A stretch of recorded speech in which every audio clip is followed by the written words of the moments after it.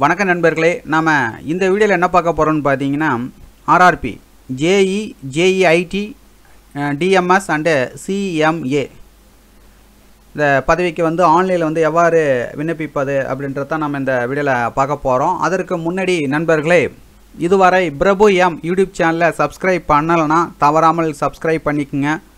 கூடவே பெல் பட்டனையும் கிளிக் பண்ணுங்க. அப்போ தான் நான் எப்போதெல்லாம் வீடியோ அப்லோடு செய்கிறேனோ அப்போதெல்லாம் உங்கள் மொபைலுக்கு நோட்டிஃபிகேஷன் வந்து கொண்டு இருக்கும். ஓகே ஃப்ரெண்ட்ஸ், வாங்க நாம் வீடியோக்குள்ளே போகலாம். முதல்ல பார்த்தீங்கன்னா கிளிக் ஹியர் ஆன்லைன் அப்ளிகேஷன் இருக்குது பாருங்கள், இதை கிளிக் பண்ணுங்கள். கிளிக் பண்ணிங்கன்னா அடுத்த பேஜுக்கு போவோம். அதில் போயிட்டு நீங்கள் எந்த RRBயில் அப்ளை பண்ண போகிறீங்களோ அதை கிளிக் பண்ணுங்கள். இப்போ பார்த்தீங்கன்னா நான் ஃபார் எக்ஸாம்பிளுக்கு சென்னை நான் கிளிக் பண்ணுறேன், ரைட்டுங்களா? இப்போ சென்னை கிளிக் பண்ண பிறகு ஒரு டயலாக் பாக்ஸ் வரும். இதில் என்ன பண்ணுறீங்கன்னா RRB கன்ஃபர்மேஷன், இதில் பார்த்தீங்கன்னா கன்ஃபார்ம். இதில் என்ன கொடுத்துருப்பாங்கன்னா, you have selected RRB Chennai as your RRB. You will not be allowed to modify RRB after registration. இதில் விவரங்கள்லாம் கொடுத்துருக்குறாங்க, பார்த்துக்குங்க. அதுக்கடுத்தாக வேகன்சி டேபிளும் கொடுத்துருக்குறாங்க, நீங்கள் ஓப்பன் பண்ணி பார்த்துக்கிடலாம். இப்போ அதுக்கப்புறம் என்ன பண்ணுறீங்கன்னா கன்ஃபார்ம் இருக்கு பாருங்கள், இதை கிளிக் பண்ணுங்கள். இதை கிளிக் பண்ணிங்கன்னா அடுத்த பேஜுக்கு இதில் போவோம். இதில் பார்த்தீங்கன்னா இம்பார்ட்டன்ட் டேட்ஸ் கொடுத்துருப்பாங்க. என்னென்னு பார்த்தீங்கன்னா என்னிலேருந்து விண்ணப்பிக்கலாம் அப்படின்னு பார்த்தீங்கன்னா 2/1/2019 விண்ணப்பிக்கலாம். விண்ணப்பிப்பதற்கான கடைசி தேதி என்றைக்குன்னு பார்த்தீங்கன்னா 31/1/2019. அதுக்கடுத்தாக closing date and time of submission of application 7/2/2019.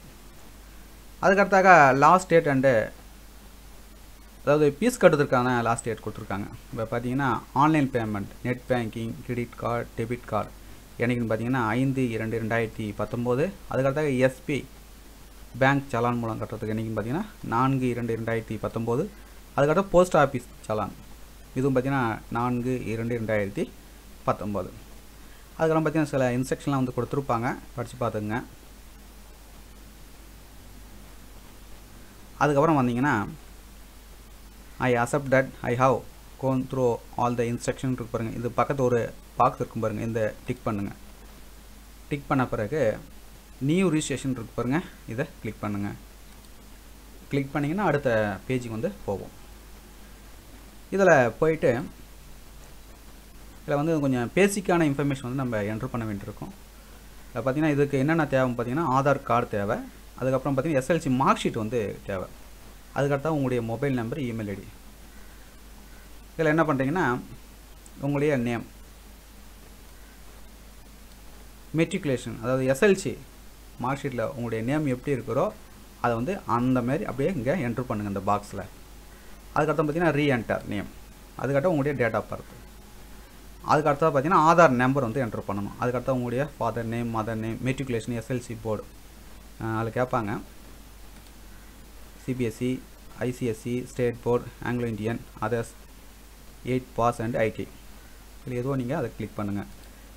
Click பண்ணிட்ட பிறகு மெட்ரிகுலேஷன், SLC ரோல் நம்பர், அதாவது ரிஜிஸ்டர் நம்பர் இந்த இடத்துல என்ட்ரு பண்ண வேண்டும். எந்த இயர் நீங்கள் பாஸ் பண்ணீங்களோ அதை என்ட்ரு பண்ணுங்கள். அதுக்கப்புறம் உங்களுடைய மொபைல் நம்பர். அதுக்கப்புறம் பிறகு பார்த்தீங்கன்னா ரீஎன்டர் மொபைல் நம்பர். அதன் பிறகு பார்த்தீங்கன்னா உங்களுடைய email ID, reenter email ID. அதுக்கப்புறம் பார்த்தீங்கன்னா செக்யூரிட்டி கோடு இதில் என்ட்ரு பண்ண வேண்டியிருக்கும். அதுக்கப்புறம் பார்த்தீங்கன்னா டிக்ளரேஷன் கீழே பாக்ஸ் இருக்கு பாருங்க, சின்னதாக. இதை கிளிக் பண்ணிட்ட பிறகு சப்மிட்னு ஒரு பட்டன் இருக்கு பாருங்கள், இதை கிளிக் பண்ணுங்கள். கிளிக் பண்ணிங்கன்னா இதில் பார்த்தீங்கன்னா மெயில் ஐடிக்கு ஒரு OTP வரும். அதுக்கப்புறம் பார்த்தீங்கன்னா உங்களுடைய மொபைல் நம்பருக்கு ஒரு OTP வரும். இந்த இரண்டுத்தையும் நீங்கள் என்ட்ரு பண்ண பிறகு அதே போல் இந்த செக்யூரிட்டி கோடு கேட்பாங்க. அடுத்த இதில் கொடுத்த பிறகு லாகின் பண்ண வேண்டியிருக்கும். மீதி நம்ம அடுத்த வீடியோவில் பார்ப்போம். ஓகே ஃப்ரெண்ட்ஸ், இந்த வீடியோ உங்களுக்கு யூஸ்ஃபுல்லாக இருந்தால் லைக் பண்ணுங்கள், கமெண்ட் பண்ணுங்கள், ஷேர் பண்ணுங்கள். மீண்டும் நாம் அடுத்த வீடியோ சந்திப்போம். நன்றி, வணக்கம்.